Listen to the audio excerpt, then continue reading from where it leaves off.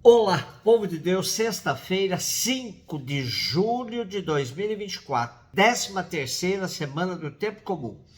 Nossa reflexão de hoje é a partir de Amós 8, de 4 a 6, de 9 a 12, Mateus 9, de 9 a 13. Ouvi isto, vós que maltratais os humildes e causais a prostração dos pobres da terra. Vós que andais dizendo, quando passará a lua nova para vendermos bem a mercadoria?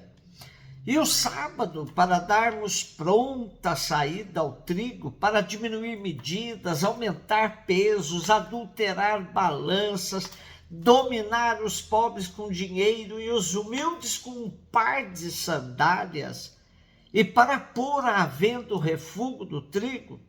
Acontecerá que naquele dia, diz o Senhor Deus, farei que o sol se ponha ao meio-dia e em pleno dia escureça a terra.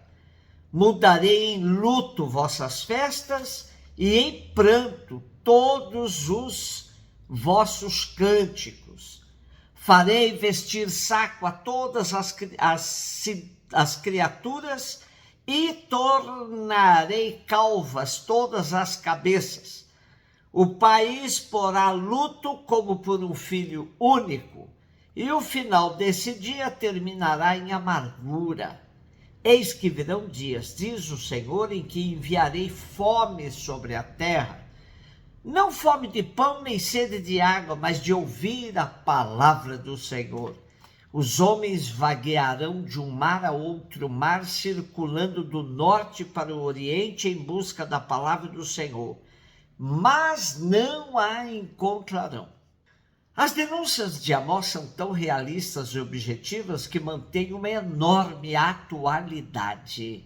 A ambição dos poderosos é tal que já não suportam os dias de festa e de culto a Deus, esperando ansiosamente que terminem para continuarem seus negócios, muitas vezes à custa da exploração dos pobres e fracos, falseando os pesos e as medidas, aumentando os preços. Os abusos atingiam proporções tão desumanas que os pobres, para sobreviverem, vendiam a própria liberdade e identidade, em que nem o próprio Deus ousa tocar. Amós revela uma espantosa coragem na denúncia do pecado social. Infelizmente, esse pecado continua a reinar nas sociedades do nosso tempo. Mas Deus jura fazer justiça naquele dia tão impreciso como certo, que na literatura profética e apocalíptica irá adquirindo características escatológicas. Com uma denúncia muito mais suave, seríamos hoje acusados de comunistas. O profeta Amós, vindo do interior, não tem receios de apontar as falcatruas da elite de Israel. Não podemos fazer vistas grossas aos que hoje tentam fraudar os pequenos para poder lucrar, aumentar suas riquezas e viver como se não houvesse justiça da parte de Deus.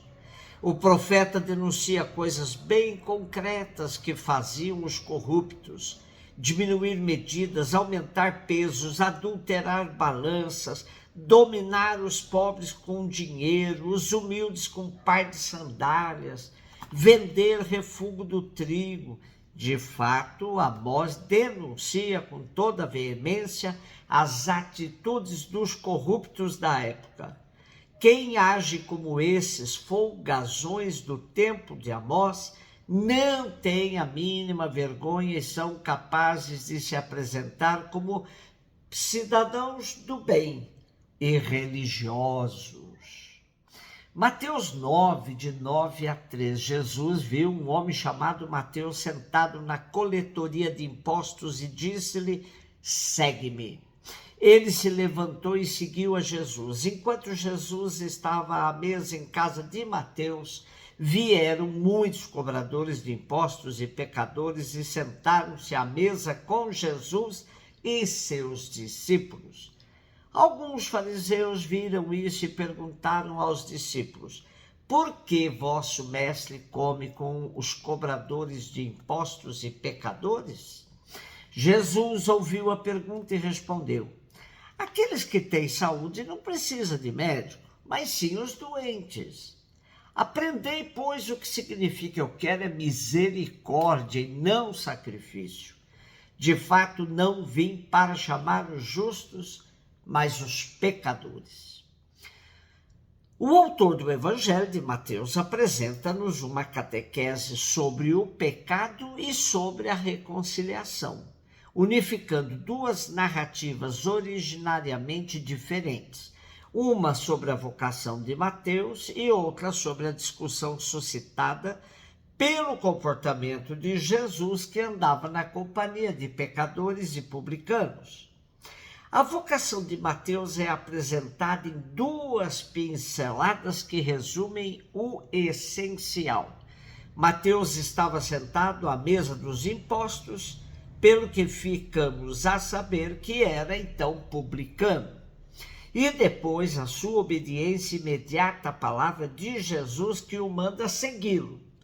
O centro de interesse do evangelista está na palavra exigente de Jesus: segue-me.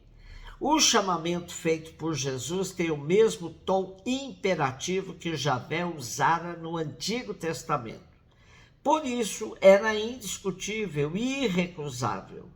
Mateus responde generosamente, com plena liberdade e obediência.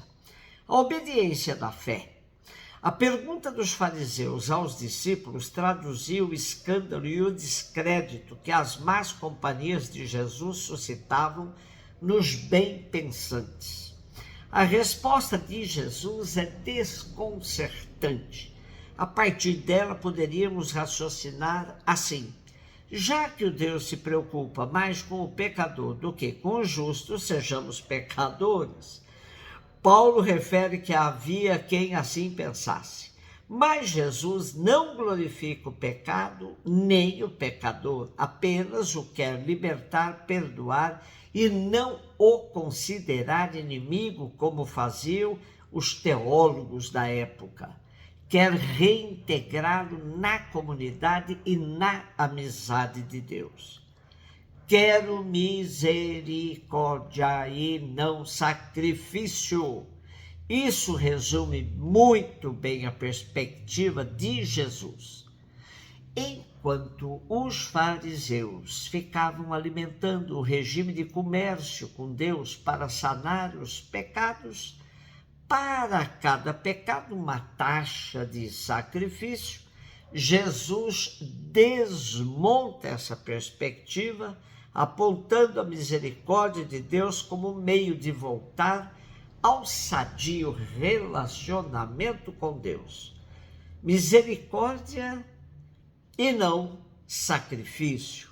Continua sendo hoje, até hoje, a grande medida do amor que o Pai tem por todos nós. Um beijo no seu coração.